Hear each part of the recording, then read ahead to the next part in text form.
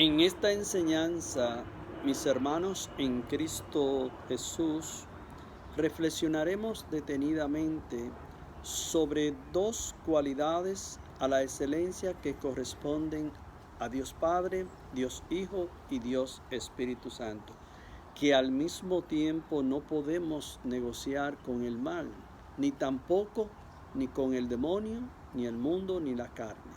Bajo ninguna circunstancia podemos negociar con los atributos de Dios.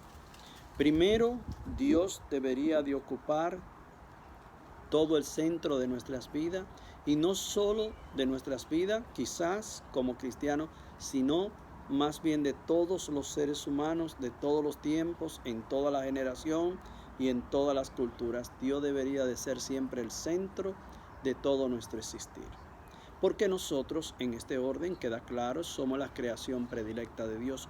No son las plantas, no son los animales, no son las aves, no son los peces, no. Nosotros somos la creación predilecta de Dios.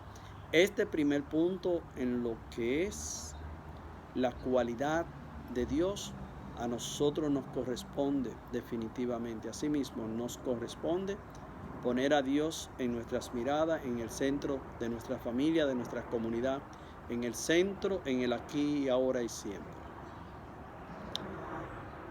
La segunda parte es que nosotros, como la creación de Dios, no se nos puede olvidar que estamos llamados a darle toda la admiración, toda la gloria, todo el honor y toda la honra en los atributos de Dios, en su omnipotencia, en su omnipresencia, en su amor inmensurable, su misericordia que no tiene límites, su fidelidad, en fin, todos los atributos de Dios. Estamos llamados a admirar cómo Dios, tanto en el Antiguo Testamento, nos habló a través de los profetas, ahora en los últimos tiempos nos ha hablado en nuestro Señor Jesucristo. Todos los atributos de Dios, todos los signos del amor de Dios, nosotros estamos rodeados de ello.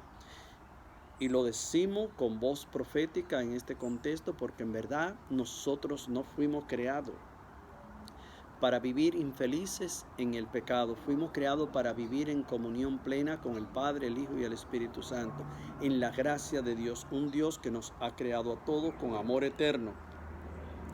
Y nos ha dicho a través del profeta Jeremías que ha reservado gracia para nosotros.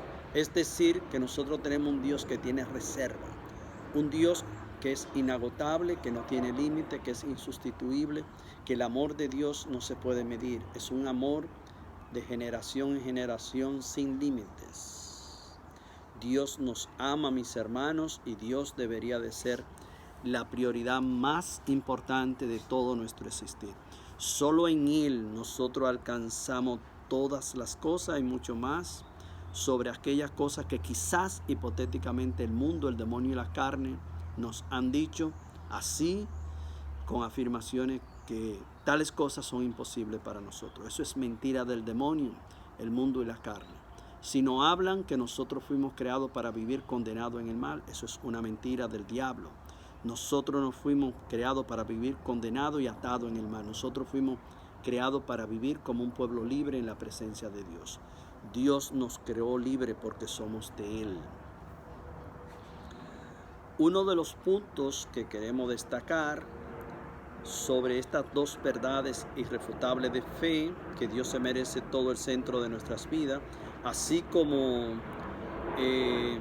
lo vemos en el contexto histórico de las primeras comunidades que tenían todo en común, donde tenían a Dios en el centro, y hasta los paganos en el segundo punto, que lo queremos usar para destacar lo que ellos decían textualmente: mirad, mirad cómo se aman. Los paganos se admiraban del testimonio como fluía en la vida de los cristianos, y sin embargo ellos mantenían sus posiciones de paganos, ateos, impíos y renegados y enemigos de Dios. Y sin embargo, el testimonio de la primera comunidad fue tan grande que hasta estos hombres que no creían en Dios admiraban con estas palabras: mirad, mirad cómo se aman. Este tipo de admiración es un reconocimiento válido, sí, pero también tiene una ironía diabólica en el trasfondo. Ellos pudieron quizás mucho haber usado este testimonio para cambiar su vida. Y sabemos que muchos sí cambiaron su vida y fueron transformados, otros permanecieron así. Y sin embargo no cambiaron porque la soberbia que llevaban por dentro lo dominó en extremo, que ellos no fueron capaces de vivir conforme al plan como Dios lo llamó. Con estas palabras no estamos diciendo que se condenaron, sino más bien estamos hablando en el contexto de los hechos históricos. Por ejemplo, hay una afirmación que aparece en los evangelios, en el evangelio de Juan, cuando Jesús le dijo a los doctores de la ley estas palabras: ahora me voy, ustedes me buscarán y morirán en sus pecados. Jesús le confirmó lo que iba a pasar con ellos, y simplemente son las palabras de Jesús. Nosotros estas palabras no las podemos cambiar. Por algo Jesús le dijo eso, y sabemos que nuestros 2 puntos que estamos usando en esta reflexión aplican en este contexto. ¿Por qué realmente Jesús le auguró estas palabras? Porque Jesús, como Dios, no era el centro de su existir. No, para ello era imposible recibir a Jesús como el Mesías, como el Hijo de Dios que fue enviado a ellos para liberarlo de sus esclavitudes. Ellos no quisieron poner a Jesús en el centro como Dios. Y menos llegaron a admirar, porque si no podían reconocer a Jesús como el centro de su vida, menos iban a llegar a admirar. Y sin embargo nosotros vemos la conversión de unos de los doctores que en verdad su vida fue transformada por el modelo de Jesús. Y aquí estamos hablando en el contexto histórico de la palabra de Dios, de aquel judío inteligente que formaba parte del Sanedrín, que representaba ese consejo de los judíos, cuando Jesús le dijo aquellas palabras, que tenía que nacer de nuevo del agua y del Espíritu. Y realmente Nicodemo, cuando escuchó estas palabras, realmente no la pudo interpretar. Lo encontró como ilógico. ¿Cómo es posible que yo tengo que volver al vientre de mi madre para nacer de nuevo? Y Jesús se lo dice de una forma muy clara: tiene que nacer del agua y del Espíritu.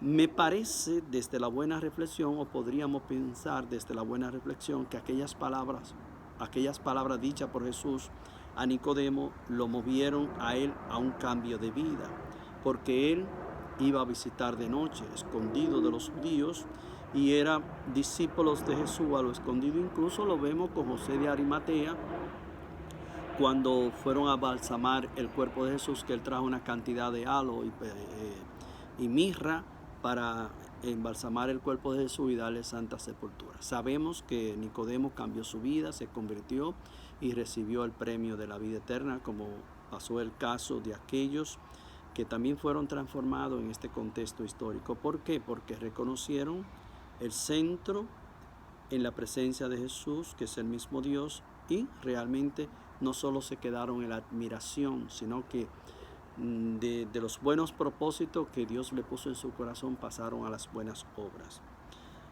¿Qué más podríamos decir? Sí, podríamos hablar en el contexto de una historia finalmente, porque hay muchas historias relacionadas con este punto, donde no se pone a Dios en el centro, sino más bien se pone el yo imperante, mi poder, mi jerarquía, como pasó con un rey que aparece en el Antiguo Testamento, en el segundo libro de los Macabeos, en el capítulo 7. Ahí nos habla el Señor de 7 hermanos, conjuntamente con su madre, que fueron torturados y murieron como mártires.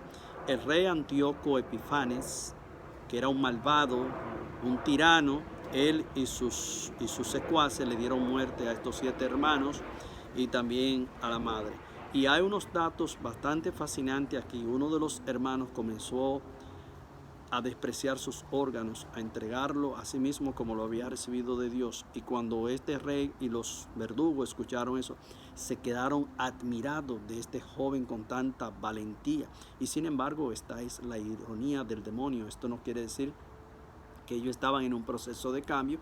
Ellos sí pudieron usar esta medida de este testimonio de este joven y cambiar su vida. Y sin embargo, ellos prosiguieron con su ejecución. Y una de las partes de estos 7 hermanos que es impactante, que no lo queremos pasar por alto, porque es una historia real que sucedió así, nos dice esta narración que uno de los hermanos, antes ya de expirar, le dijo a este rey con valentía de parte del Señor: tú en cambio no resucitarás para la vida. Palabra de Dios. Unas palabras fuertísimas que realmente nos interpelan a todos y nos pregunta el Señor en qué posición estamos nosotros. ¿Estamos trabajando en la actualidad para la preparación para la muerte y la vida eterna? ¿O simplemente estamos como vagamundo errante cometiendo todos los crímenes e iniquidades por este mundo porque simplemente no esperamos que vamos a resucitar con el Señor? Todo va a depender de nosotros.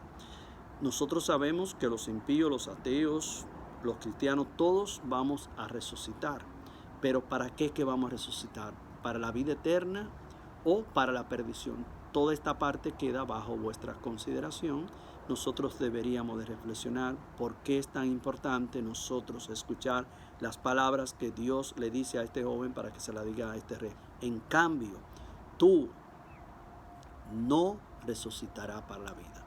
Que Dios sea bendito y que Dios nos bendiga y que Dios nos ayude, que este resumido que hemos compartido de la palabra del Señor que expida entre nosotros, estas palabras nos sirvan como un modelo de guía para nosotros comprender, así como quisimos exponer en la primera parte de introducción en nuestro tema, que Dios es el centro y Dios se merece toda la admiración. Estos 2 puntos son esenciales. Si en verdad estamos listos para darle la posición que Dios se merece en nuestras vidas, en nuestros entornos, en nuestras comunidades, en todo nuestro proyecto, que Dios debería de ocupar el centro de todo nuestro existir y ante todo, todos los atributos, como hemos visto lo grande que ha sido el Señor, nosotros deberíamos de proceder en este mundo donde estamos de paso con un espíritu generoso, un espíritu de gratitud, sí, como personas gratas, para que Dios sea glorificado y bendecido en nuestras vidas por los siglos de los siglos. Amén.